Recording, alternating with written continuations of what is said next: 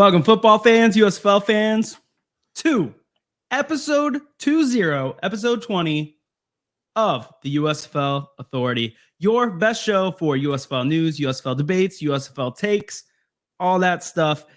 As always, I'm Ace, that's Webb, and for the third show in a row, we have our man Zander, our number one commenter, number one fan, and now he's a part of the network, got a logo and everything on his Twitter.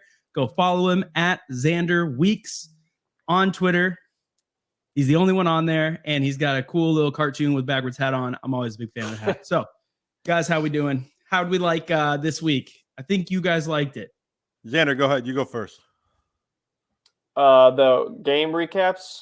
No, how'd you like the week in general? No, just how'd you like the week? I went 3-1. I was cool with my picks. I officially hate the Stars. They keep costing my dad money in his parlays. So I'm done with the Stars. Done with the Stars. But other than that, I thought it was a great week. It was entertaining football for sure. See, that's the nice part about not being in a state where I'm allowed to gamble, that I just get to be upset about the normal stuff about the game and not like actually lose money on it as well. Because I've been there. But I have to go across nice the bridge to Indiana to gamble because it's not it's still not officially legal in Kentucky. It's like in the process. So I got to like go across the bridge, pull up DraftKings, place a bet, come back, and then lose money. All right, IRA, we got them. You heard me here first. We got him. Webb, how'd you like the week? I think you had a good one.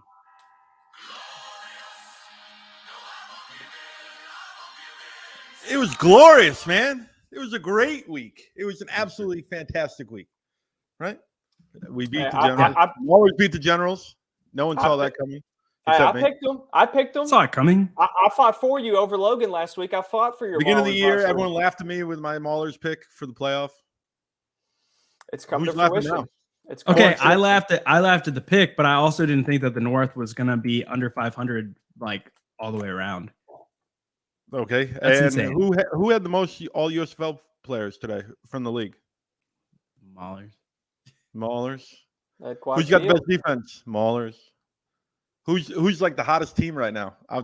In the North, we'll give the Stallions. In the North, there's two teams. What do you mean? Who's the hottest team? They're favorites, I think, for the second time this season. What's the spread? Is it 2.5? Yeah, I'm just saying, man. I'm just saying. It's a close game. We'll get to it. But it was a glorious week for the Webster household. I was relaxing in the pool Father's Day. It was awesome. In case you were wondering, it's trash. This whole week has been trash. No, I'm just kidding. It's been fine. I kind of knew it going in. That it was a long shot. I hate when you get into the situations where it's not just, if we win, we're in. It's if we win and then this other team wins. I don't like that kind of stuff. So, I mean, I didn't think that the Panthers were going to win, so I thought it was winning in, but I don't know. Once you realize that there were multiple things against you, it's whatever. I was upset until I took a 2-hour nap when that game ended. And then it was such a slow game for the breakers and gamblers. I was like, oh my gosh, can something happen, please? Nothing happened. There was no scoring, really. It was a defensive battle, and the gamblers, our offense just didn't look like they wanted it, and that was bothering me. Like, when we punted it with a minute and a half left, still, they put in Cozart and then he throws an interception right away. I'm just like, what are we doing, man? Like, golly, this is infuriating to watch right now. That was the first time. That was the first time, like, I read Ace's tweet about Cozart, and I was like, whoa, Ace is going after the gamblers. Normally, he's like, everything's roses. I'm always positive. Roses. And I was like, oh, okay. I finally was like, all right, I'm going to say it. I don't get it. I don't know what we're doing. That made no sense. Like, you defended it like all year when they would put him in for a play, and you're like, oh, we're just trying to get him reps. So, it's part of the game plan. And then cool, not this week. This week. You bring in the quarterback to run or run the option or something. Don't make him throw it. I think Kenji going forward could be the guy. I really do. Honestly. Yeah, Kenji wasn't anything special all year, but he was even keel. As long as he wasn't turning the ball over, he was just fine. Everything they needed, as long as Mark was running the ball well. I didn't understand that QB switching around these last couple games for a couple plays for no reason. Well, then we're talking about our Week 10 recap. So before we get into that, Zander, what were the numbers for the games this week? All right, so I got the Week 10 ratings here for the viewing schedule. So the first game was Maulers versus Generals on USA, and it had 240,000 viewers. And the Maulers feels like won. It's always right there. Yeah, always right at 240 when it's on USA. Yeah. And Maulers, as we know, won that game 26-6. The second game was the Stallions and the Showboats on Fox, which totaled at 636,000 viewers. The Stallions won that one 27-20. Next game was Ace's Heartbreak game, Breakers versus Gamblers on FS1. This one was the lowest viewing of the week at 167,000. Obviously, odd. Obviously, and the Breakers won that one 17-10 on Father's Day, low scoring game. And then to end the game off, I'd probably say game of the week was the upset. Stars versus Panthers on Fox had 720,000 viewers. Panthers pulled that one out of at the end with 23-20 win over the Stars. I think the league missed, while we're talking about this, I think the league missed something here. I think Week 10 in this setup with 4 hubs, we should have had all 4 hubs going this week if we could. Having Memphis, a Memphis home game against the Gamblers and with a packed house, and then who wouldn't love a Birmingham, New Orleans? Like New Orleans has to be Birmingham to get into the playoffs in this situation, or Pittsburgh, New Jersey, and the North were. So you're saying everybody play in their own hub and have a 4-hub weekend. So each game is at a kind of like what the North had. The South was the one, and it might have been stadium availability. That might have been the issue, but I think that was a missed opportunity because I think you could have had 4 games with excitement. Because I think the Stallions game had lower numbers than normal was that NBC, right? Or that was the Fox game. The two that had lower numbers. Yeah, 6:30. But the game didn't matter. Like the Showboats, they had to win by 65, right? Or they had to win by 42, 62. And then the Gamblers had to win by 31, and there's too much combination. Birmingham was in. They're also one of the smaller markets, city of Birmingham, and then. I'm shocked. And like me and Ace were talking last week, I was surprised that Magoo played the whole. I mean, the starters in general played the whole game. I said that last week. I figured the starters would play the first half and be done, but they played that whole game. So I was shocked because Todd Haley complained in week 2. I think this was a message to Todd Haley. You think that's why? And that team, because of the little confrontation that happened after week 2. 42. He was like, we're not giving you a chance. Our guys are going to play the entire time, and we're going to beat you. Because we're not even going to give you. There's a tiny little sliver of chance you could get into the playoffs, and we're literally not even going to give you that. Yeah, we're going to play you tough, so you're not going to run up 62 points. You have no chance. Because last year they had the same situation with the Bandits and the Stallions, both nothing to play for. The Stallions, I believe, just lost to your Gamblers, right? That was on week 8 or week 9. Yeah, and they had nothing to play for. They had the number 1 seed locked up. At least this game, the number 1 seed was still in question. Technically, that was the game that Magoo played last year. He came in to play against the because he came in for Jamar. Skip pulled his starters. This one was a straight message to Todd Haley, hey man, don't mess with me. I'm the. I thought it was funny though. Joel clapped over and over. That's what I was saying. Why is he running the ball? Oh, why is Magoo in? What is happening? It was nonstop. And he said it, and they asked Alex on the sideline. They're like, "Hey, how long are you going to play?" And he was just like, "I'm going to play till they take me out. I don't want to come out." And I'm just like, "Why do they just keep feeding this into the stream and constantly asking why he's in the game?" I'm like, "Can we stop talking about that? He's clearly out there playing." Well, at some point, because for me, I get it. You wanna send a message to Todd Haley, but is repeating the championship worth sending a message to an a-hole? Dude, if Magoo goes down, they're done. They lose to the break. He did that front flip thing and landed on his hand or wrist and had to be looked at in the blue tent. I'm like, oh God, did he really just mess himself up in a meaningless game? But the thing about it is, this league is about producing film, right? So he's given his guys that have earned the starting role more time to produce good film for the NFL, because ultimately They're the ones with best a case chance. scenario is they need 50 new guys next year. That's the best case scenario because they're all in the NFL. So by Skip giving his guys the opportunity to produce film, because let's say it's not it's a guy like a nickelback, right? That plays a lot, but like they're playing the maulers who kind of run the ball, or the Panthers who kind of run the ball a little bit. The nickelback doesn't get as many plays because they're not going 3 wide. The maulers are a bad example, but you know what I'm saying? Like, so it gives that guy the opportunity to be out there. And I'm all for it. I think and beat Todd Haley. I think that they interviewed him on the sidelines and they asked him about that. And he said that he was being a leader and he was setting an example for his teammates that every game matters. Todd Haley. Magoo said that? Yes. Yeah, he said that's that, all I hear. It was like in the third quarter when that interview, because I think they interviewed him twice on the sideline. Yeah, it's not worth it. He was setting, not worth it. Yeah, he was setting an example for his teammates that every game matters. And he said he wanted to have momentum going into the playoffs. He wanted momentum going into the playoffs. He didn't want to. He didn't want to end the season on a loss. You can get momentum in a half, right? You go up in a half, you sit down, you let your team take over. It's hard to tell a competitor to come out of the game and just be done, though. You know what I'm saying? Yeah, but eventually you have to be the coach to say, no, we need you. If you go down, we do not win a championship. We don't even win the playoff game.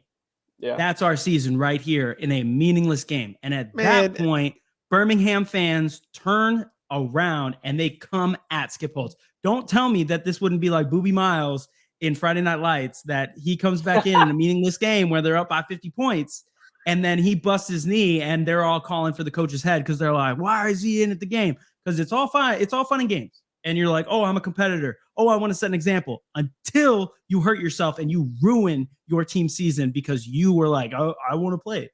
That is why a head coach is there, to keep a player from hurting themselves. It's the player's duty to go out there and play hard. Great analogy. I would have loved, like, I'm not wishing injury at all, but what a storyline it would have been for Kyle Sloter to be the quarterback.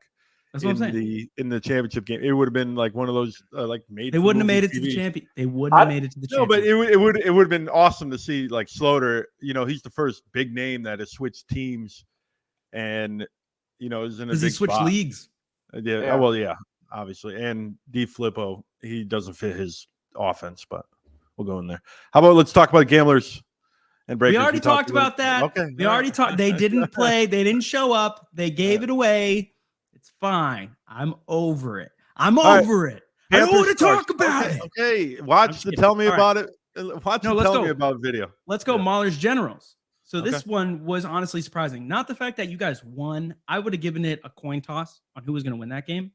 But I would have thought that it would have been more competitive than them not even getting to double digits. That was crazy. I think Troy looked pretty good out there too. Why are we not a bad quarterback? Why are we surprised that the Generals didn't score double figures? 10 points? You think it's hard to score 10 points? Well, I mean, coming off scored 10 points, they didn't even try. Yeah. Coming off defense right now, yes. Last week, the Generals looked amazing. They put up 35+ points against the Stars. I mean, the Stars, who just lost EJ Perry. Against the Stars, but even then, you think that they could be half as productive against Maulers, right? Twice as good a defense, half as productive, and they 6 points. It looked like a completely different team from last week. They look awful. It looks so bad. The question I have is, so Riley is that coach that pulls their quarterback real quick, right? He's always switching quarterbacks. Yeah. We hate that. But this game, he didn't do it. He wouldn't pull him. I don't understand. And then, you see the sideline, and, it seems like there's some animosity going on over there. We saw the Trey Williams tweet after. There seems to be some friction over there, which is kind of crazy to me because I've always been a big Mike Riley fan and believer in that. But, that was the most dysfunctional team this year. You said it on your show. You said that they looked defeated. In the second half, they weren't even fighting anymore. It was just kind of over. So, yeah, it's one of those things where you got in their head. I always grew up and my coaches said, if you see the other team fighting on their sideline, then you've won because you got them, right? If they're fighting amongst themselves, then they don't have enough energy to fight you anymore. And it felt like that. And I think one of the big problems was that the Generals, Webb, you and I were up there in Canton before the season. We saw they had troublemakers. They had people that were selfish. And we were like, oh, the cuts at the end of this week, because that was right before the final cuts. We're like, okay, so some of these guys are going to get cut. None of them got cut. Yeah. They kept all those guys. Christian Tutt calling you out. You played like a scumbag, dude. And like even Bill Devaney commented after the scrimmage about them specifically, kept them. They kept these players in their locker room. And that's something that as a head coach, as a GM, you have to realize that when you have players who are playing that selfish, when you have players who aren't bought into, the whole scope of the season, that they really are just here for themselves and for tape. Like you can't do that. And so those are the teams that are going to give up easier. Those are the teams that are going to fight amongst themselves. I don't think that they handled their personnel well this week or this year. I don't think they did. Yeah. I don't disagree at all. Shout out to Toby though, because I think Toby's one of those guys. I know KB talked about his Twitter wars on there with all the battles with the defensive tackles. Shout out to Toby, me personally. But do y'all think next year they run it back with DeAndre Johnson at QB again, or do you think they move on to some? You think they go in a different direction, or do y'all even think Riley's gonna be back next year, or you think he's done? I mean, at some point, is Riley so old, man? That's why I was saying. I was like, I don't know if he comes back next year. But he loves coaching football, and the way the league is kind of formed, it's kind of perfect. Obviously it's more laid back. College is probably the worst level right now. Yeah, college you're constantly recruiting, and you're recruiting. You're not just recruiting high school kids, you're recruiting your own kids. Your own kids. You got to keep them and everything. Yeah. Then now the kids are making money, and then you're dealing with, boosters. You're dealing with more people, right? More players than an NFL roster. I don't know, and less professionalism. So college seems like the most stressful. I don't think Riley wants to do that. I don't think he could go back to the NFL right now. I think at this point, you're looking more at retirement than NFL. I think the USFL is about where he wants to finish off. So it's kind of up to him. Is he done? Does he want to rein it in? Or does he want to keep going? I mean, even if they start getting scouts, because this last offseason, the GMs did all the scouting for the USFL. Mm-hmm. What if they start bringing in scouts? Like the XFL 2.0 had scouts for each team. Each team had a guy who would go recruit players and try and find guys because, players go down and it's a spring league, small rosters. What if they have scouts? Get Mike Riley. If Mike Riley's scouting you and he's like, I think you should come play with me, who's going to sit down with Mike Riley and not be like, I want to go hang out with this guy? Yeah. So even if he downgrades to that at some point, I don't want to see him go. He's not one of the coaches that I'm like, we can use someone else instead of Mike Riley in the USFL. Yeah. Yeah. Cause they still, I don't know if Prue Cup will be there next year. And then they signed Eric Berrier from the Panthers. So I would assume he would still be on the roster next year. I think quarterbacks like Eric Berrier, this is the league where you make your money. Yeah. Honestly. So if I were him, I'd stay. Talking about that, so you need to be more mobile. That's really what you're trying to say about Eric Berrier, right? 100%. When you don't have exactly the NFL arm talent, but you still got the legs, the USFL is a place that you could make money. Spring league football, like you both always say, you got to have a mobile QB because the offensive line play isn't up to the highest standard like what you would see in the NFL. So you got to be able to get out of the pocket and scramble, or you're just going to be sitting duck back there. Well, you have so much turnover. There's no off-season camp. You go in, you got just a training camp for 3 weeks, and you're expecting 5 guys to perform as one, instantly. Yeah, you got to try to – I mean, I feel like offensive line, you got to gel 24/7 to be a cohesive unit. If not, if one person's off, the quarterback's getting absolutely killed out there. So, it's a quick – That's one of the big reasons that the O-lines that you saw mostly stay intact from last season to this season – other than I think the Stars were pretty intact, but they were bad last year. But the Stallions and Gamblers, they had decent O-lines last year. And then they brought most of them back this year to the point where the Gamblers dropped Tyrone Prescott to bring in Jordan Steckler because he's a higher caliber talent. And I almost thought I think you might want to just keep the continuity and chemistry instead of get a half step up. I'd rather have a guy who knows the playbook and knows the guys, and then Jordan Steckler ended up being hurt half the season, but I digress. But All right, so last game that we need to talk about is the Stars versus the Panthers. This one, the Stars, Shocker. I think it all came down. I don't think it's that much of a shocker. Once you saw Matt Colburn go to IR, I think you kind of saw that the wheels were coming off. And then Dexter Williams got hurt. Dexter Williams got hurt mid-game. He had an 8-yard run, and they said, and that was the beginning of the third quarter, and they said this is the longest run for the Stars all game. And then he got hurt, and then you thought, I don't know what else they got, because at that point you don't care about the run. You really don't. Well, and Corey Coleman went out pass with a hamstring injury. So I mean that Corey Coleman went down with a hamstring. Matt Colburn was on IR. Dexter Williams was the one thing that they had, other than because Corey Coleman really helped Wright and Devin Gray, like all these guys, stay more open because safeties would shade over. They would try to almost double team Corey Coleman. Once he got hurt, everybody could man up and they really locked it down. So first half they just fell apart. First half, Case Cougars had crazy good numbers, like 170 passing yards. In the second half, he missed his first 8 passes and did not look like the same quarterback out there. Yep. Special teams also wins in this league. 100%. And the Panthers, this league special teams matter more than the NFL, in my opinion. So much more. All 3 phases need to be good. Yeah. To win a game. So, and the Panthers showed that. Yeah, I mean, with the Maulers, the difference between starting with the ball at your own 20 to starting with the ball at your own 45 every single drive, that's huge. That's a step up. But so what's his name?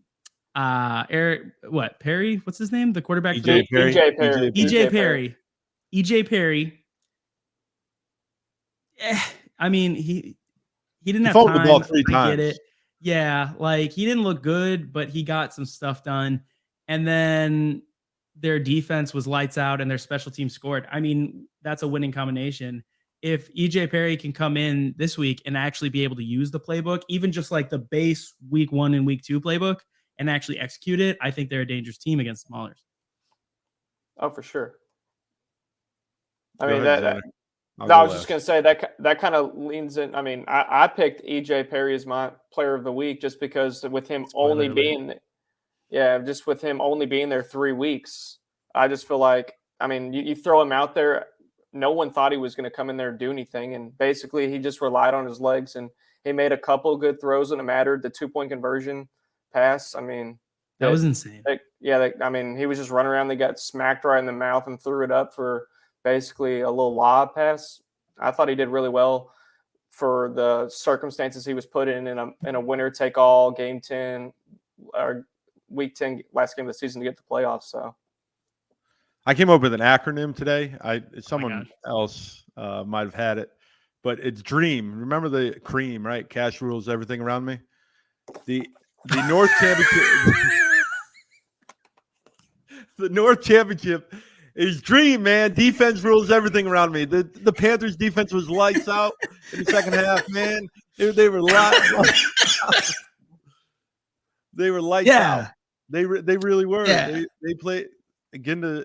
Might be the defensive player of the year. I know we're voting on it. Yeah, a little bit. Speaks leads the league in sacks. Taylor's good on the corner. Nakua's the highest rated safety. Nakua is going hard, dude. I think he's not the highest rated safety in the North, which is crazy because. But not only at safety, dude. Yeah, that guy goes hard on special teams. Yeah. And that's where you really separate the boys from the men on the football field is, you can go out there and you can ball out on defense, but are you going to rein it in on special teams, conserve energy? And Nakua goes hard. He has gained my respect because he didn't even come in until midway through the season. Yeah. I feel like they just played a perfect game, and we'll get to the game previews in a minute. That little wrinkle of not going from Josh Love to EJ Perry was a game changer. Because they were able to do some things on offense they haven't been able to do for 9 weeks, even with Carson Strong. So kudos for Mike Nolan pulling out that wild card, because I can't name another team, and Zander's going to pull it out because I think I said 2 weeks ago, I've never seen a team throw 4 interceptions and win a game. I've never seen a team make the playoffs by benching their starting quarterback the week before in a must-win game. I don't recall that.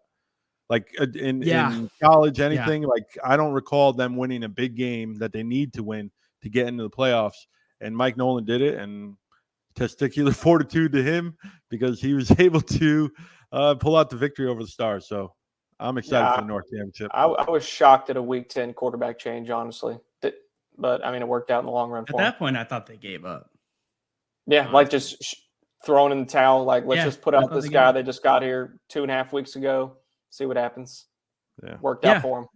Because I was explaining it to Claire, my fiance, because I was watching it, and she was like, I don't know why. I brought up Josh Love. She was like, why is he not playing? And I was like, they just started this guy. She goes, isn't it the last week? And I said, yeah, but I think that their mindset is kind of, we can't be worse. So, and she was like, oh, I get it. And I was like, yeah, like you dating me, you're like, well, I can't be worse. Like four interceptions last week from Love. It was hard to get any worse than that. So that's bad. But moving on to player of the week, we heard Zander's was EJ Perry because he made some plays where it counted. He came in, his stats were he was 12 of 23, 121 yards, 10 carries, 48 yards, a weird fumble touchdown on the right sideline. There was just a broken play. And then the 2-point conversion. And then the crazy 2-point conversion, like I said. I mean, he made a couple big plays when it mattered. That's what you need in big-time games to get in the playoffs. Hopefully next week, like you were saying, he gets a little bit more understanding of the playbook and can complete a little bit more passes in the offense. But I think his legs will change this offense. And going against the Maulers going to be after him, so he's going to have to be able to scramble and use his legs. And I think that having him out there would be better than having Love out there, which, no offense to Love, he's kind of a statue. He's not very mobile. And I think the Maulers would get after Love pretty easily, but at least having Perry out there, that gives him a chance to run around and try to scramble a little bit, maybe get a couple first downs with his legs like he did last week. Well, who you got? I'm going Vontae Diggs. All year he's made plays. Did I pick yours? Yeah. 9 tackles, a sack, a tackle for loss, an interception, a pass deflection. The guy's all over the place. He's one of the biggest characters in the league, and I love characters. He talks the most trash, but he comes up with big plays. That's the best part about him. His stat line looked pretty good this week, but some weeks he only has 7 tackles, but he comes up with the biggest play on defense. And I think also him missing the All-USFL may have been, a snub. Linebacker is so deep, but I want to shout out Diggs because the Breakers' defense looked solid the last couple weeks going into the playoffs against the Ponies. Who you got? Well, that was my pick because he put a dagger in my heart this weekend.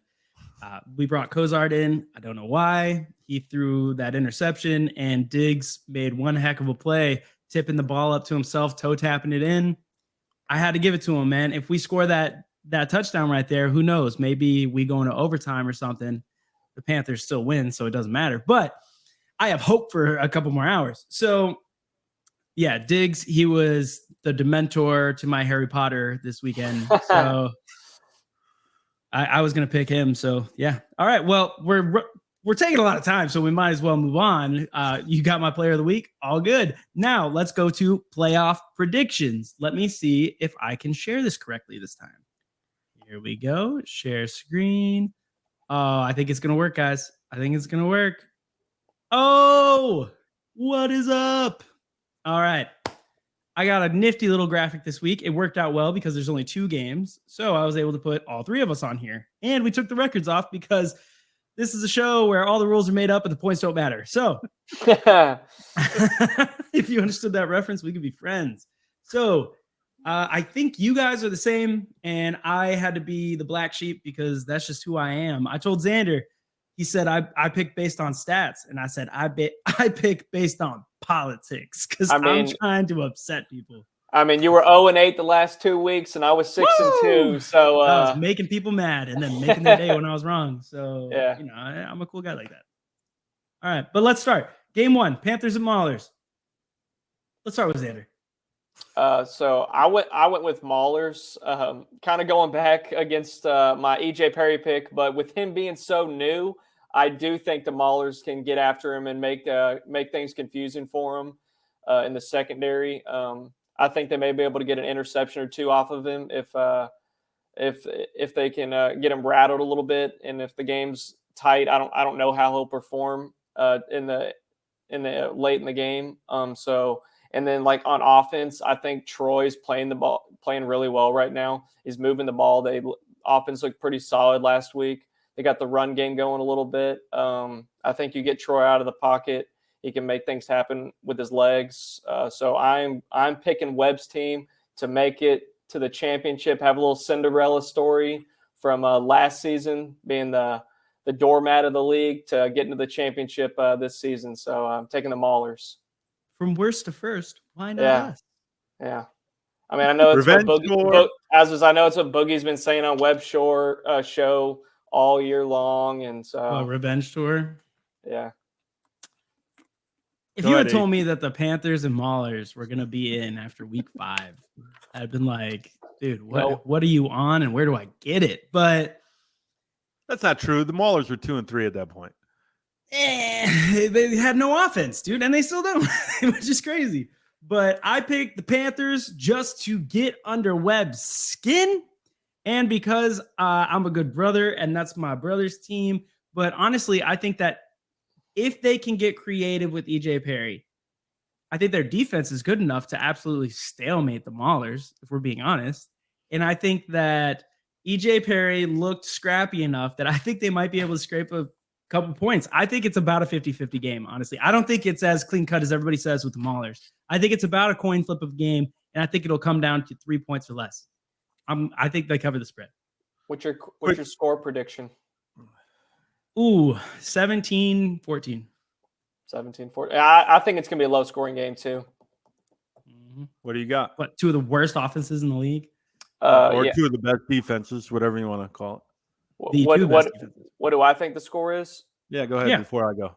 I wrote down 17-14 on my sheet earlier, so I had the same exact. I had this, except for I had roles reversed. I had Maulers winning 17-14 over Panthers. So Webb's gonna be like Maulers by 1,000,000. Yeah.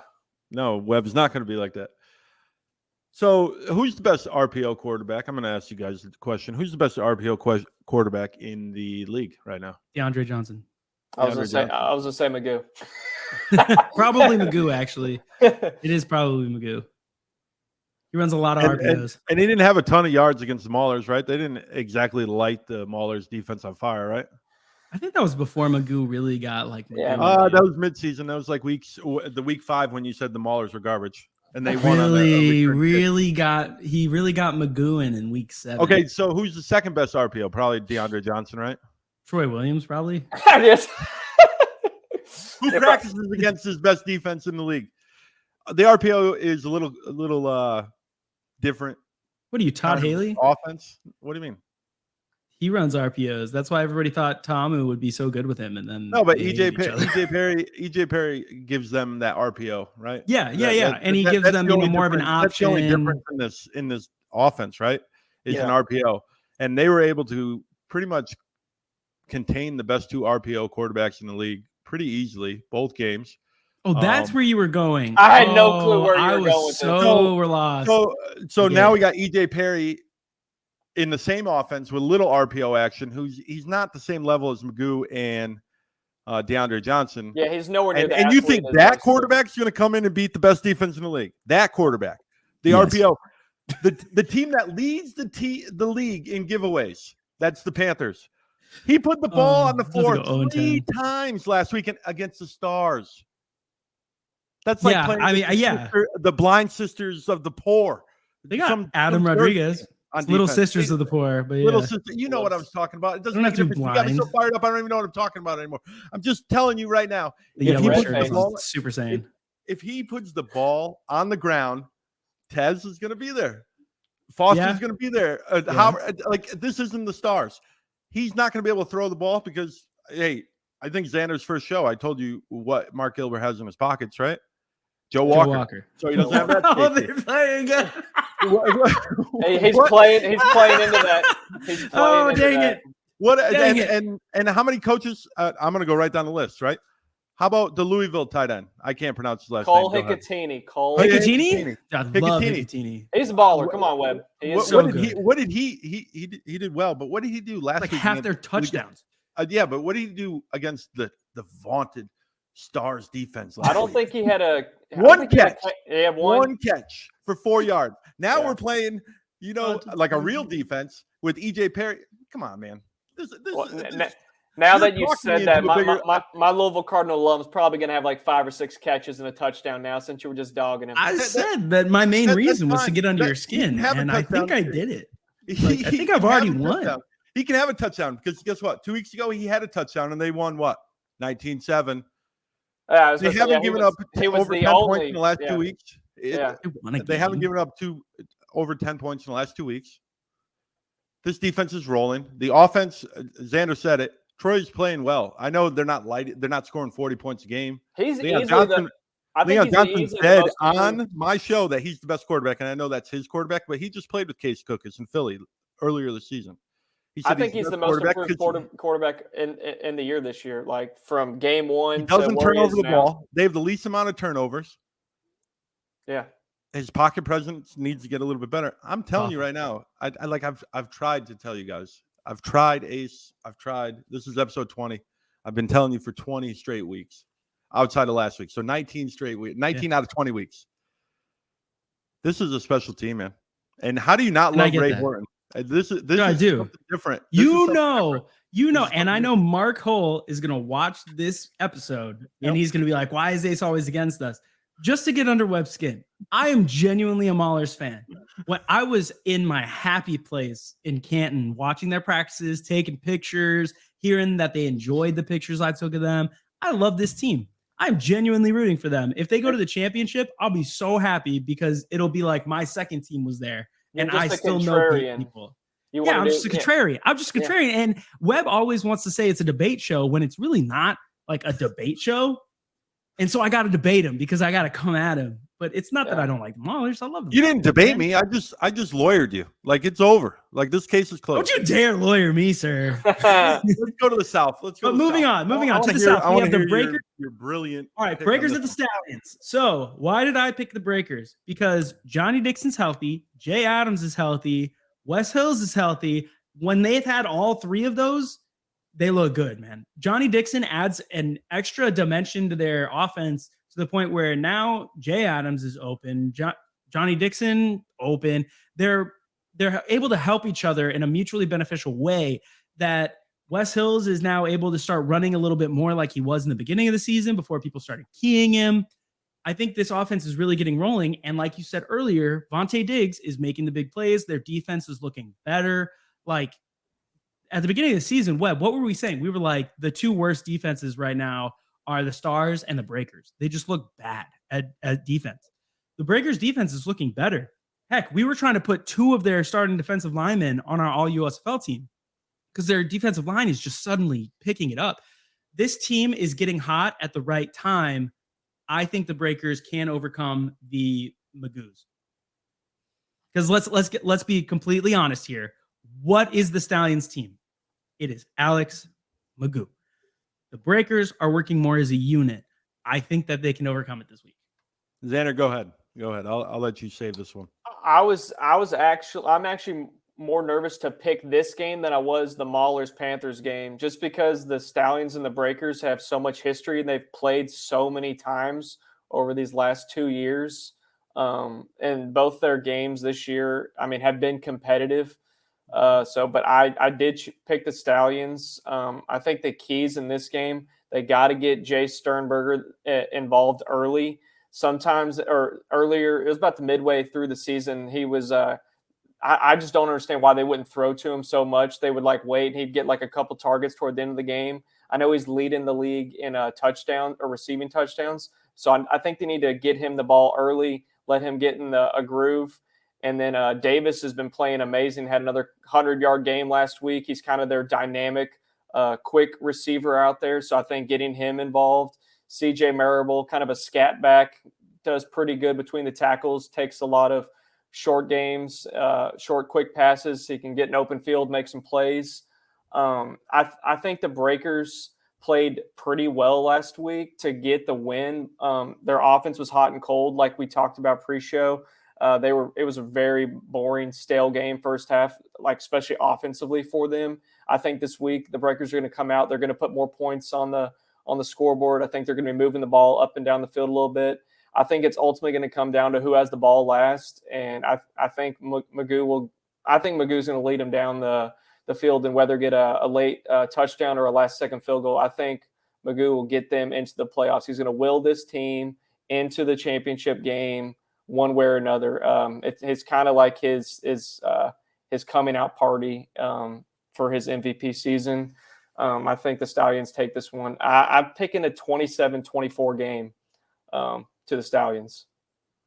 So Zander just basically was an encyclopedia of the Stallions and Breakers. So I don't have really much to add on top of that. Outside of that, I think that Magoo figures out a way at the end and beats this Breakers defense, just like, that the Stallions have done basically the entire series since the USFL game. Yeah, they come back and they play well in the fourth quarter and they outmaneuver the Breakers, except in week 3 this year. I think Magoo is the MVP, which is crazy because 3 weeks ago I thought it was still up in the air, but Magoo has shown. Yeah, I've been saying that since after week 1 that he's the best player, but you're a homer.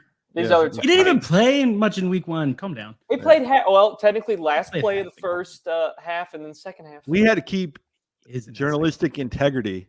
And not like call shots. I called Webb out today. Week 1, he did call me out today. I literally just responded to one of his messages and I said journalistic integrity. There you go. We had to keep it. We had to keep the door open for other candidates. All right. Yeah, but I think they win 23-20. I think Magoo figures it out, and I didn't say my score in the last one. 16-10, by the way, Maulers. Man, we're all right there, like real close. I think that this one. I think the Breakers win 28-23. So we're expecting good games on both sides. Expecting great games on both sides. I think it's going to be great games. This is playoff football in the USFL. We get good games out of this league. I think both of these games are going to be within 5 points. I think it's very exciting. Who's the best? Who has the best moment this weekend? Like in terms of a player, like is it Magoo? Xander's going to say Magoo because that's that's his go-to answer. Ace, who's here? Well, I may say Sternberger. I think I may say Sternberger. I think he could get 2 TDs today. He may have the catch. I mean, last week he had the big 50-yard touchdown to put him up by 7 points or whatever, and late in the second half. I mean, that was the play of the game right there. I'm the opposite of you. I don't think that they need to get Jay Sternberger involved early. I don't think that's where their offense shines. I think their offense shines with them doing methodical things down the field. They use CJ Marable. They run Alex Magoo. They throw a screen to Deon Kane. They hit Davion Davis across the middle. They do these methodical things down the field to kind of bring the defense up. And then that frees up Jay Sternberger and LaMichael Petway in the end zone. Yeah. And that's how they're able to hit them because they mentioned it this week on the broadcast. Jay Sternberger, the big knock on him is that his hands aren't amazing. He's honestly not that great. He's got a knack he's got a knack at getting open and he's got a knack at finding the end zone. So I think what you try to do is you try to kind of lull the defense and you try to pull them up so that you can then hit Jace or LaMichael or Davion Davis in the end zone. Kane that's going deep. Yeah, I mean, Kane. That's their big thing is that they're kind of methodically moving down and then they just take a good shot at the end zone and it's open because people have to be honest on CJ Marable, on Alex Magoo. So I don't think it's necessarily getting them involved early. I think it's making sure that when you get in the red zone, you're looking for your guys who are the red zone. You think Alex tries to run a lot this week, or you think 100%? I think he's that kind of guy you guys were talking about. He's a competitor. KB talked about his interview where he said, I'm trying to set an example. I think he is honestly that kind of competitor.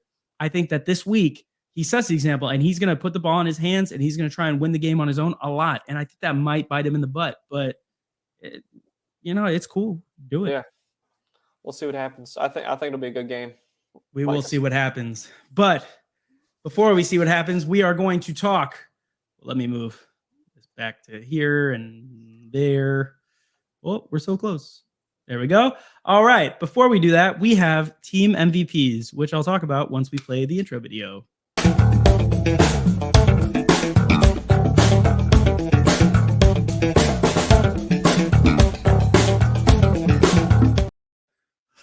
We're so going to get copyrighted on that, but crown them. Team MVPs. Video. So each of us, we're going to go and we're going to speed it up just a little bit because we're approaching an hour rapidly, but we are going to each team. We're going to go through all 8 teams, and each of us is going to pick our MVP for that team for the season. So let's start with Houston Gamblers. Okay. It's probably Mark Thompson. Is it not Mark Thompson for everybody? Yeah, 653 rushing yards, 14 TDs. I mean, it's hard to pick anyone besides Mark Thompson. I zag. I zag. Justin. I put Manny Bunch. I thought he was the MVP. Heck yeah. They went 0-2 without him. I knew you were going to pick a bunch of defensive guys. I knew it. Oh yeah, Dream. Defense rules everything around me. 0-2. 0-2. Manny Bunch is a dog, dude. When they needed him the most and he was injured, they really could have used him because he comes up with the big play. I'm not saying the defense was terrible. Obviously, they only held the Breakers 17 defense was points. Good. I just think Manny Bunch, I don't know. He just seems always to be around the ball, and in big moments, he's there. 54 tackles and interception, 2 sacks from the safety spot. All USFL, which he was on our list at week 8, but and then he got dropped down because he got hurt. Team. But the coaches said, network, you don't know. All USFL. Yeah. I will say, if he hadn't gotten placed on IR, I think he might have been the difference. If we had Manny and Donald Rutledge Jr., if we had the 2 of them for the entirety of the season, we might be in playoffs. They were that important on that defense. My heart has never sank harder than when I saw Manny's name and Donald Rutledge Jr.'s name on the IR, like placed on IR. That hurts, especially because Manny Bunch was placed on IR last year and had to finish the season in Birmingham, sitting on the sideline and watching the team. 2 seasons in a row, this is how much they love him. They keep paying him and they keep the roster spot so that they can't add somebody because they keep him there to be a part of the team and stay on the sideline. Manny is that kind of guy. He's a fantastic dude. I absolutely love that man. One of the only Oklahomans I like. And you know, I feel for the guy, but he did say he's looking forward to season 3. So who knows? But yeah, I love that you picked Manny Bunch. I really do like that. But let's move on to another team that didn't make the playoffs, Generals. I put DeAndre Johnson. I mean, no way.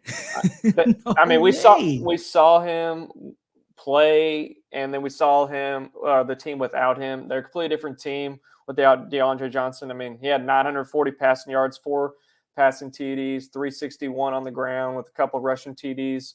Whenever he was in there, their offense looked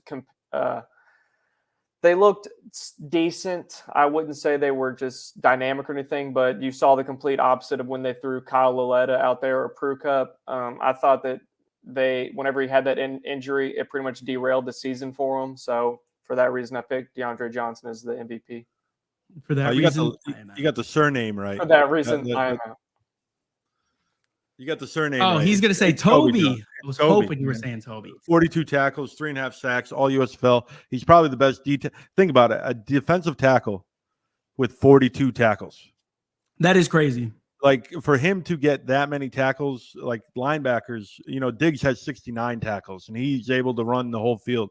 This guy from the defensive tackle position with 42 tackles on every single. I know most players can do this, especially D tackles. His jersey was ripped almost every single game. He would put pictures on social media and everything. He was fighting everything. He was opening holes for his defense, like Orr, who's all USFL as well. They had 5 all USFL. That's a whole nother topic. Which is crazy. And the fact that they didn't make the playoffs. They had the worst record in the league. Worst record, dude. And Toby's a 2-time all USFL and now should be in the first class of the USFL Hall of Fame for the new generation because him and Jaron Jones were the only repeat winners. So I can't wait, dude. They need to put Bust of Us in there. Me and Webb. Been grinding since it started. But you brought up my pick for MVP for the Generals, Chris Orr. All throughout the season, every time we talked about the Generals game, we were talking about Chris Orr and we were talking about players who are playing at an NFL caliber at this point. And it was always Chris Orr. That is a man that if he is not on an NFL roster going into week 1 of next year, then it is a travesty. That man plays so hard. He's a great guy. And I mean, dude, if he hadn't gotten hurt, he might be my defensive player of the year. the dude still had, what was he out? 2-3 games, and he still had 81 tackles. I mean, dude, 7 tackles for loss. He was 4th in tackles for loss as linebacker, missing 2 games. The dude he's great. I think Chris Orr is a legitimate talent. I think that he should be on an NFL roster this fall.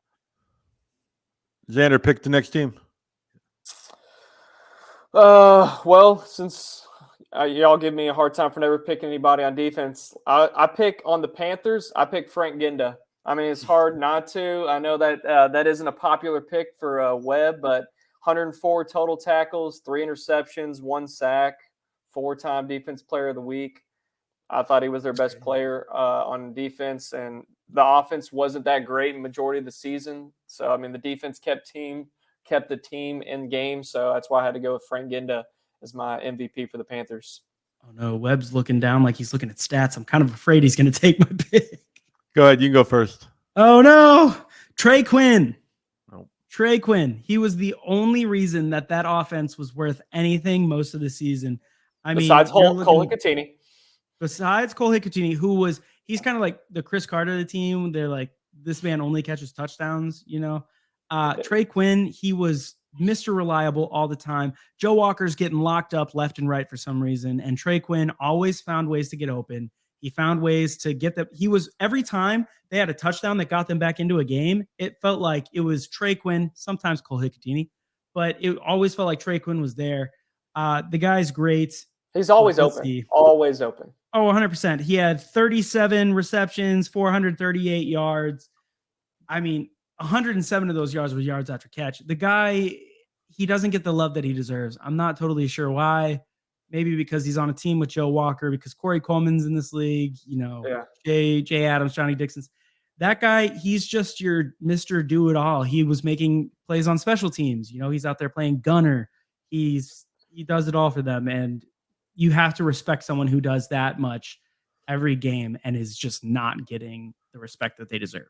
So I picked Trey Quinn. 100% agree. He's good. For the second year in a row, I would go with Reggie Corbin. Reggie played 9 games. He's 3rd in the league for all-purpose yards, right? That means he's doing everything, right? Receiving, he's got 135 receiving yards, 436 rushing yards, 446 kick return yards. Why was he returning kicks? Yeah. Explain that to me. That means he's valuable, right? Oh, so my he gosh. played. If he just played that 10th game, he would have been the leader in all-purpose yards if he just hit his average. Yeah, he was less than 100 yards behind Derek Dillon, and Derek Dillon played 10 games, and Derek Dillon had a 109-yard return, right? Yeah. So Reggie Corbin was everywhere. He didn't have the season he had last year. I think their offense took a giant step back, believe it or not, with Shea and Paxton Lynch. They looked good like early on, right? Yeah. But they weren't consistent all year. I don't think it was his fault. So, I agree with you. Reggie, just get him the ball, right? What did he say on the phone? Like, just get him the ball. Give me the ball. Let me kill him.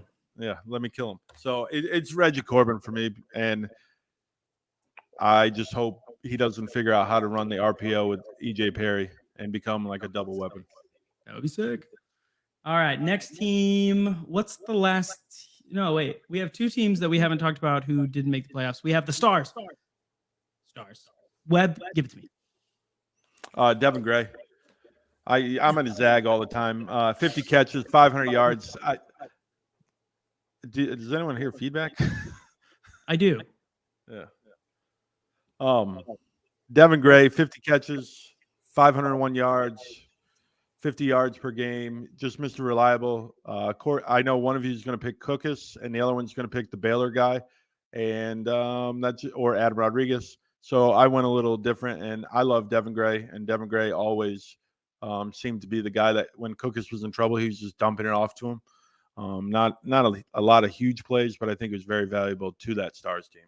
So, Zander, who you got? I picked Corey Coleman. So I have Corey Coleman. He had 669 receiving yards, 4 receiving touchdowns. I thought Case Cookus became Case Cookus whenever Corey Coleman started taking over as wide receiver 1 on that team. I feel like whenever he kind of inserted himself midway through towards the end of the year is when their offense started putting up a lot more points. earlier in the year, I feel like Coleman was kind of taking a back seat to some of the other receivers, and then he came on strong late and then led the USFL in receiving yards. Whenever he went down in week 10, like we talked about earlier, it kind of locked up the other receivers. They weren't able to get open because people weren't doubling up over on Coleman's side. I thought he made a huge difference for the receiving core and for Case. So for that reason, I made Corey Coleman my MVP for the Stars. Man, for me, it's just got to be Case Cookus. The fact that he is the Stars. When you think Philadelphia Stars now in the new USFL, you're thinking Case Cookus.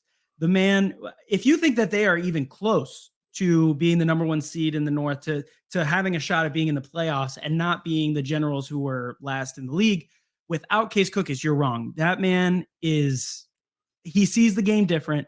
He's the kind of guy that when he scrambles, his eyes are always downfield. He's got the arm talent.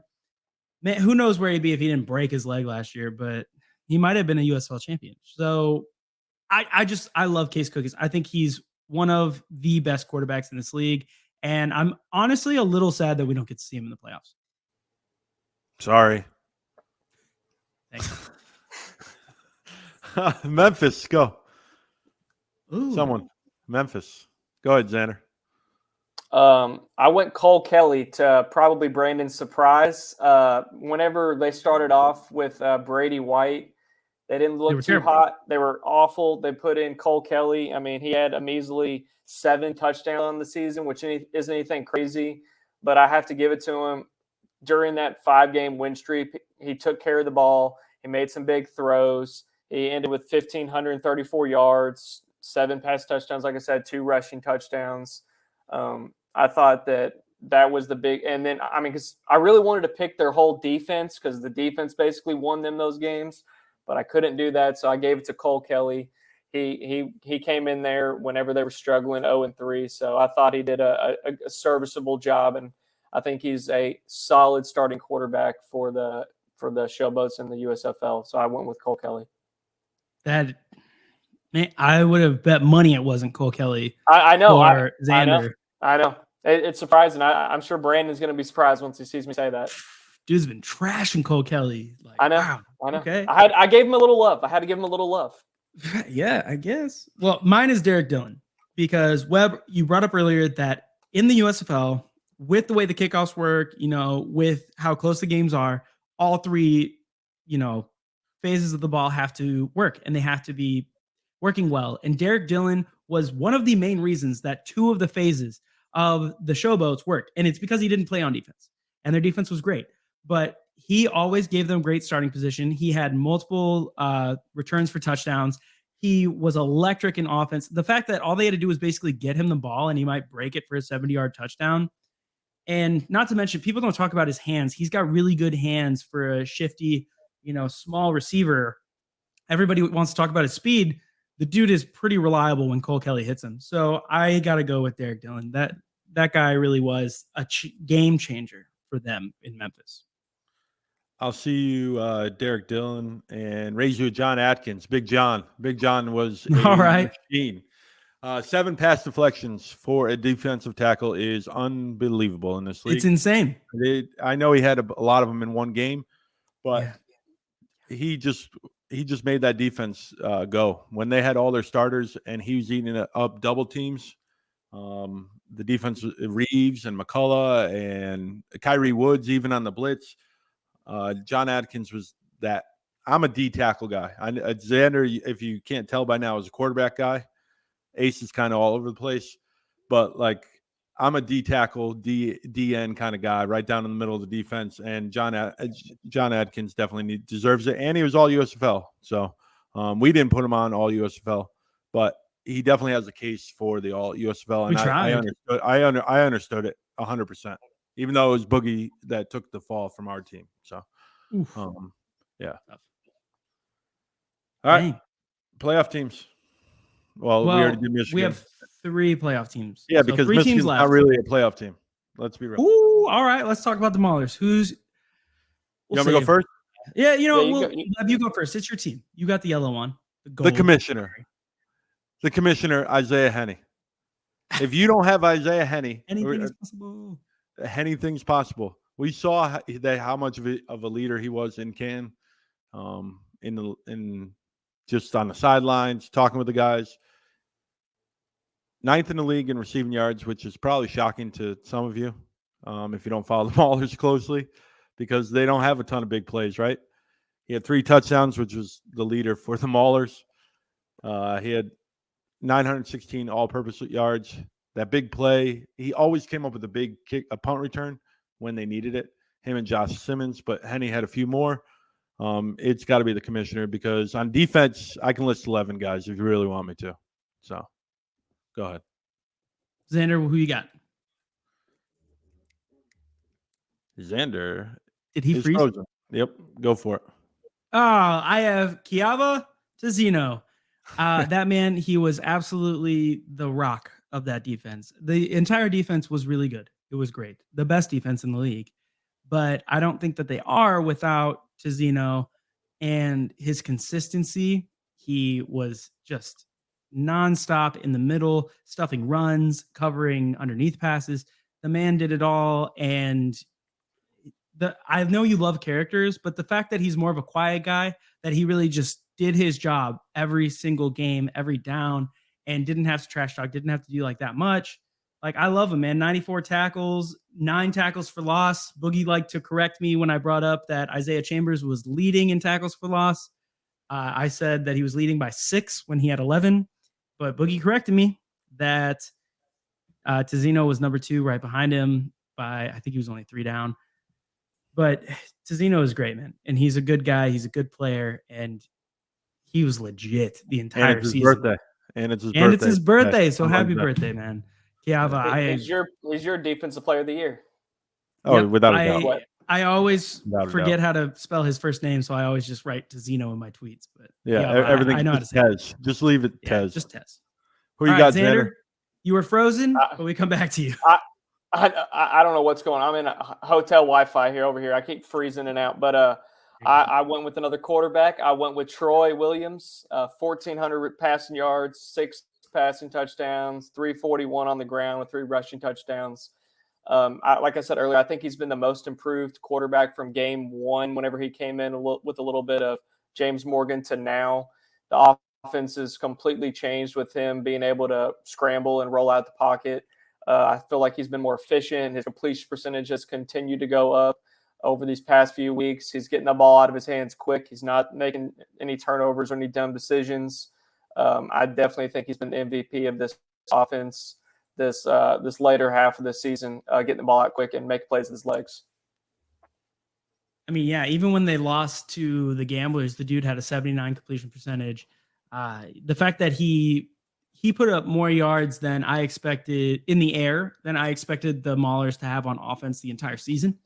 You know, back when they were starting James Morgan, the guy, he really did come in and he changed this offense for the better, not only stat-wise, but chemistry-wise. It seems like they rally around him better. He gets along with everybody better. And I like Troy. So I like that pick. All right. New Orleans Breakers. Go, Zander. I'll start. Zander, you start, brother. You want me to go? All right, so I did not go MBT for you two. I went West Hills. Dang it! No, I'm just kidding. I mean, 679 rushing yards, 10 rushing TDs, and then he was a weapon out of the backfield. He had 278 receiving yards. He started out the year extremely hot, kind of tailed off a little bit, but still I thought he had a great year. I mean, almost 1,000 all-purpose yards on the year. He was clearly one of MBT's main targets out of the backfield, even from the running back position. I felt like he was consistently their most important offensive player out of between the receivers and the tight ends, because they have a very stacked offense, and then obviously have MBT back there. But I picked him as my MVP. I took Vontae Diggs. I was going to take West Hills. So Vontae Diggs, 69 tackles, 3 interceptions, 2 sacks, big plays all the time. Him and Fernandez are one of the best dynamic duos in the USFL. Diggs talks a ton, and I love big characters. You know that. And that defense has gotten better as the season's gone on. I got to give it to Vontae Diggs. And he is a UConn Husky, so we'll go with that. Mine was also going to be West Hills because their offense really has not been the same once people started keying him, and West Hills stopped back in the box, being able to produce. Yeah, he stopped being able to produce as much as he was, and I think a big part of that was that they don't have a red zone offense that much. People want to talk about all their weapons, but when they get in the red zone, they really get stalled, and that's why West Hills was so great, was that they get into the red zone and he could push them in. Once people started stacking the box, they started really keying West Hills specifically. The red zone offense fell apart. Their offense as a whole wasn't as good. So he really was the lifeblood of that offense. So I had to go with West Hills. But I think we're on the last team now. Yeah, the Ponies. The Ponies. And let's start with Webb because he said he's going to zag. So who are you picking? CJ Maribel. I think he's very important to this offense. I know Magoo is the MVP of the league, but I think CJ Maribel for that team is really important. He's 23rd in the league in receiving yards, which doesn't sound like a lot, but he's a running back. You know what I mean? 11th in kick return. He returns kicks. He does the all-purpose yards. I love all-purpose guys, and like we talked about, special teams matters in this league. And then he's got 525 rushing yards, which was 4th in the league. Everyone was worried when Bo Scarborough got hurt that what were they going to do at running back? I think CJ Maribel was better. CJ Maribel proved that they don't need Bo. I think he's better. Bo is more like a fullback, especially a one-dimensional back, especially with a quarterback like Alex Magoo, where he counts on CJ, and I think he. I just saw your eyes, and CJ. You lost him. No clue what is going on. Woo! No worries. Keep rolling. I'm trying to make this work. I bring the laptop on vacation. Wi-Fi keeps cutting in and out on me. I'm sorry, guys. I apologize. I mean, as you can hear in the Tell Me About It recap video yesterday, it's been storming here in Fort Lauderdale, and this damn Wi-Fi keeps going in and out on me. But I'm leaving it in. It's all in. All right, Webb, keep going.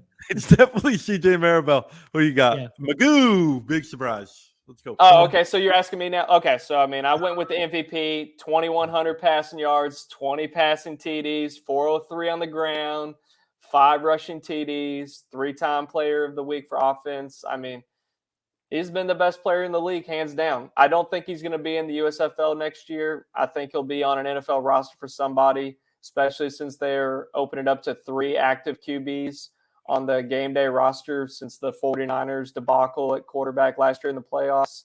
I think this will be his last year. He deserves MVP. I've been saying it for weeks now. I know y'all give me a hard time about it, but he's been the most enjoyable player to watch. And I guess he's the reason that I was a Stallions fan this year. Who knows who I'll like next year. Maybe I'll be a Maulers guy with Webb. No, definitely not a Generals. I'm sorry, Webb. But yeah, so I went with the MVP himself. Well, first of all, I think it's weak that they have to do that 3-quarterback thing because Baylor lost all their quarterbacks, started a wide receiver, went into the bowl game against North Carolina and set the single game bowl record with 700 and something rush yards and blew them out. But I digress. Alex Magoo, the guy, those numbers are crazy. Honestly, for me, it's the fact that his QBR, which is a hard stat to keep up, over especially into the triple digits. The man stayed above 100 90% of the games. And his overall QBR at the end of the season is over 100, which I don't know if I've ever seen anywhere other than in like video games. The guy was doing just ridiculous things, making just stupid plays that shouldn't have worked. And they worked because he's him. So I have to go with Magoo. The dude was ridiculous. I know Webb's still a hater on him, but I mean, he was fun to watch. Webb, you have to admit. I call him the MVP. I picked CJ Maribel because reluctantly. Yeah. I zag. I'm a zagger. I'm never going to deny that. You told me before the show that you went all offense. I was like, oh God, like we're all going to pick the same. Oh yeah. If I stay on offense, so I was going to pick defense, and you told me you had one defense. I thought it was going to be the Maulers, so I went offense. Even though Henny does threw a wrench deserve in it. to be the MVP, but I'm excited for this weekend. So I am also excited for this weekend, and I have nothing. I'm not at Army training. I'm not doing anything. I am going to watch these games, my man. But the Saturday games on NBC at 8:00, and then the Sunday games at 7 on Fox. Yep. Yes, sir. I'm hoping they get close to 1 million on both of them. They the should. rating. They should get pretty up there, but we'll see. But before we see that, we are going to see KB's Blindside.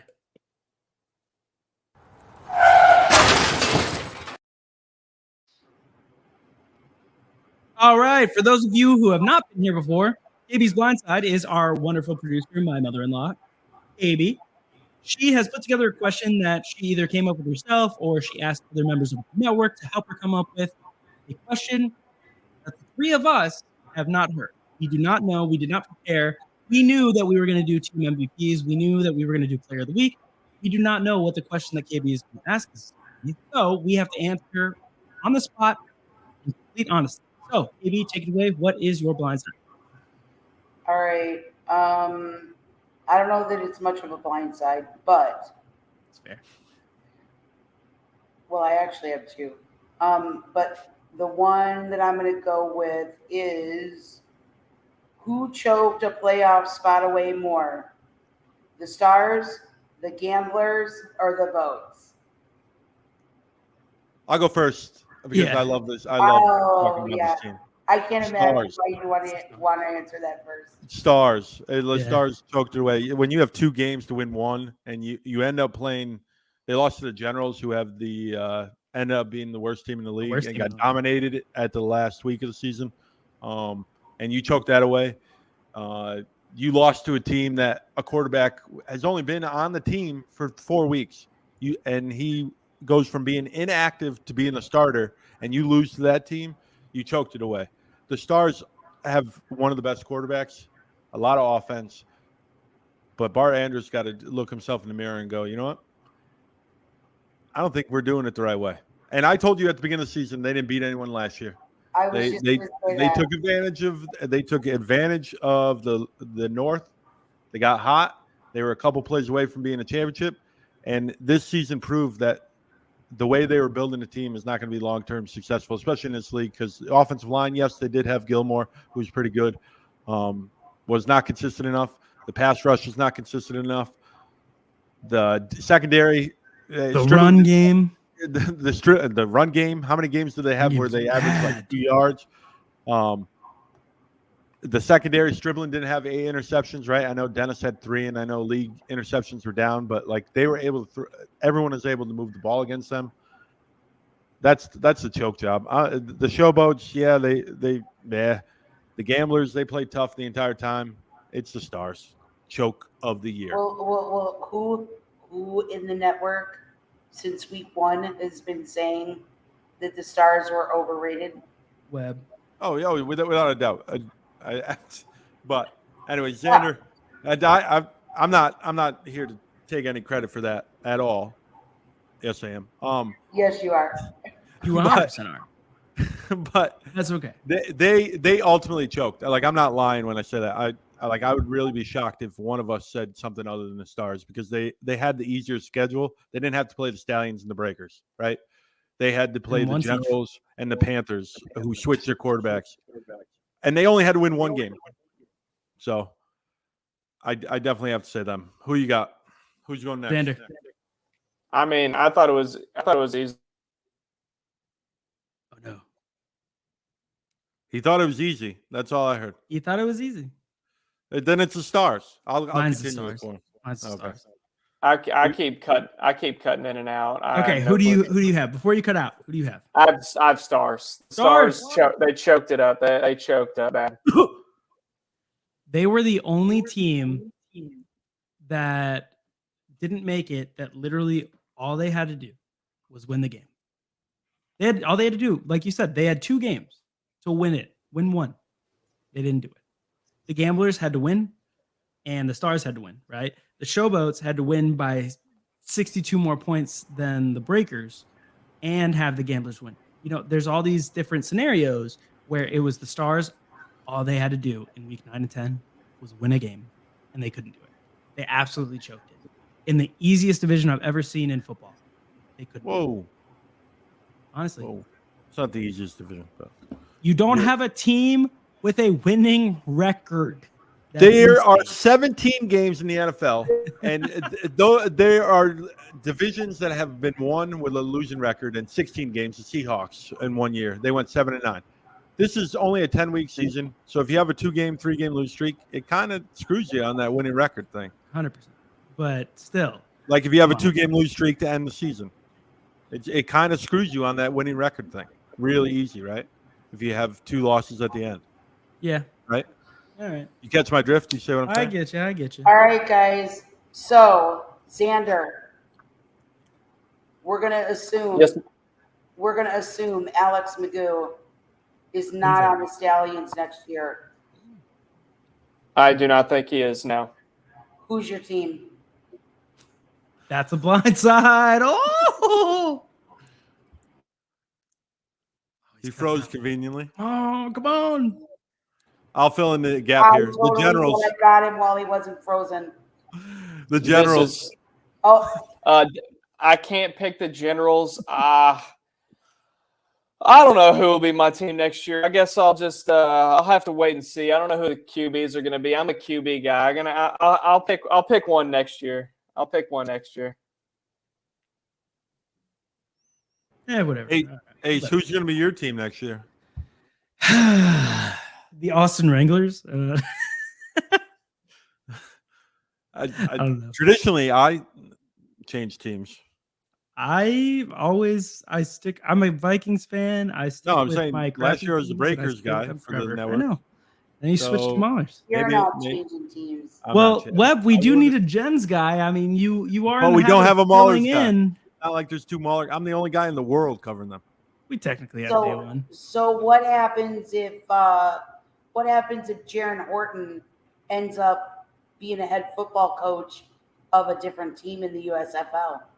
I wish him the best. Same thing with Mark Hole. No way. And Ray Horton. But black and yellow. That's what Wiz Khalifa said. No way. Right? Yeah. Hey. Dude, if Coach Bob jumped over to the Generals next year, I'd probably go to the Generals. Straight up. You're all about Coach Bob. My guy. If Jaron leaves, Hole probably stays. Ray's still there. Who doesn't love Ray Horton? I love that guy. Yeah, like if Ray's still there, we're still good. We're fine. All Troy's still there. All right. Well, this has been a fantastic hour and 17 minutes, episode 20. It's been a good one. We had a lot of debate. It's not as long as my Hammer Time this week. It's still not as long as Hammer Time. Go watch that. There's 2 different interviews, one with a community member and one with an offensive lineman from the Maulers. That was wild. I had to splice all that together. And he raps. Leon Johnson raps. Yeah. Leon Johnson raps. It's a good I'm time. sorry, my Wi-Fi's been cutting me in and out this last 20 minutes, guys. For hotel Wi-Fi, that's been pretty solid. If we're gonna be honest, for hotel Wi-Fi, that's been solid. Thanks, Zander, for taping while you're on vacation in Florida, and thanks to your wife Heather for giving us some time. Yeah, she probably just been sitting there listening to me sound like an idiot for the last hour and a half. What is going on? Who is this Magoo? He loves this guy. Well, I was like looking at my notes earlier while we were sitting by the pool, and she just was absolutely shaking her head at me like, "What are you doing, Zander? Get off your phone. Stop writing stuff down." I'm like, "I'm sorry. I'm trying to get ready." I've been there. You got to find a balance. You'll find it. We got to get you a show, man. We got to figure out a show for Zander, but we got to figure out your team for next year first. But it's all good. Until then, what are we going to do, guys?